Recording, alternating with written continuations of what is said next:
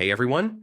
Today I'm going to show you how to use Skool efficiently from beginner to pro. Whether you're building a community, selling courses, or growing a brand, these tips will save you time and get results faster. First, familiarize yourself with the dashboard. You'll see posts, classroom, members, and analytics all in one place. Knowing where everything is helps you work faster.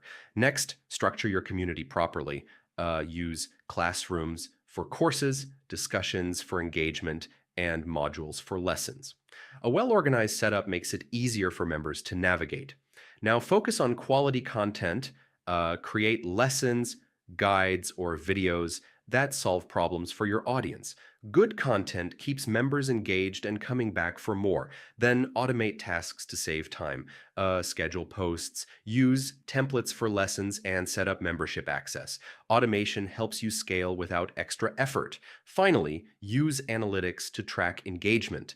See which content performs best, which members are most active, and adjust your strategy accordingly to grow efficiently. And that's it. Using Skool efficiently is all about organizing, creating high-value content, automating tasks, and tracking results.